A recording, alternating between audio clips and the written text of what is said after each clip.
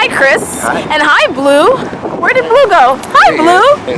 Good morning. Actually, it's afternoon. Good afternoon. Good afternoon. So, Chris, the question is, what's one of the hardest things you've been through in life that you didn't even think you could get through, but you did? And how did you do it? Two things: overcoming alcoholism, addiction, and I got through it with belief in God. I created a relationship. God gave me the opportunity to create a relationship, rekindle my relationship with Him, and I took that and I did not turn back. And with that, He gave me tools, which was AA. He gave me the church, and He gave me the opportunity to see a therapist. And I was able to actually look at myself, honestly. Yes. A hard look at myself, ask the tough questions, and I realized how much fear I had inside of me. Yes. And how many things I was afraid of. I was afraid to admit that I was afraid of things.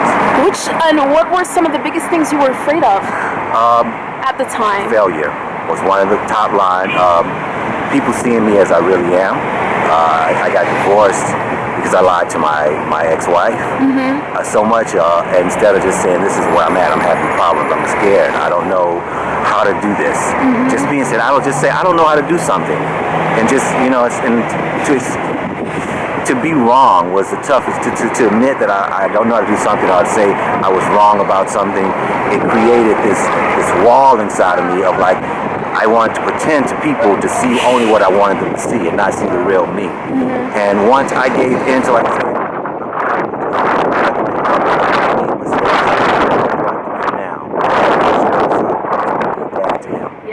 how do I be a strong dad? I got to work on the things that's really challenged me, and that was drugs and alcohol. Now I'm 7 days without smoking a cigarette, so I'm continuing my journey. Yes. That's 52 years old, late 20s, and that has been the biggest challenge that I've ever faced in my life. I joined Abyssinian Baptist Church. With just being there in that fellowship, it really helps. I believe that God is in every person, and God speaks through us, through other people. Yes. You can be whatever religion, denomination you want to be. I don't feel that's what it's about. I think it's the fellowship and the people all praying and all having like-minded ambitions to have a stronger contact with the spiritual being. Yes. And it brings about something that I can't explain to you. So for someone who's dealing with addiction that may be watching you right now, the biggest thing, you would say is perhaps spending more time with people who are not doing drugs. Exactly. If you are doing that, I say go and go to a program, go to AA, go to NA, and just sit down. You don't have to talk, just go. And just start thinking about admitting that you have a problem. That's all you got to do is just start. Absolutely. Manageable because of alcohol and drugs. You can do that. That is the first step. And you don't have to be a big talker like a lot of people think. Just show up and sit down and listen. They say there's a saying in the rooms, take the cotton out of your ears and put it in your mouth. Just listen. That's all you gotta do. That's the start. So showing up to one of the meetings, like AA meetings. Call on the phone and say, just go to call in a group on the phone. It's like, I got a problem.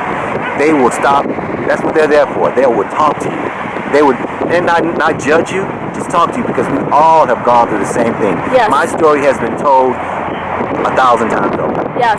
And so I'm not alone. So you cannot do it by yourself. You cannot. Just forget thinking that you can do it by yourself. You can stop, but the gift is stop and staying stopped. And now I'm coming up on 4 years sober. I just quit smoking cigarettes, 7 days without smoking cigarettes. I'm conquering these addictions. It starts in my mind and saying, I got a problem with this. Yes. And then you go from there. So it's not easy, but it can be done. Absolutely. It's little hard by work. little. One day at a time, sometimes 1 minute at a time in that day. Yes. But just keep doing it. And if my testimony means anything, listen to me. It can be done. Yes. I drank and did drugs. I smoked crack. I'm not afraid to admit. Yes. But I don't anymore. Yes. And I'm a strong black man. Yes. And taking care and raising my son. I'm a co-parent to raising my son. Yes. I have a contract with Abyssinian Baptist Church. I have my own business. I am doing well. I'm getting ready to take my son to swim class. Then we're going to go see a movie. walking my dog, making lunch. I'm living my life. So it's worth it. It's truly worth it to wake up in the morning and not come through in the morning. There's nothing better. To say, have your son understanding God, it's amazing. I have a smile on my face.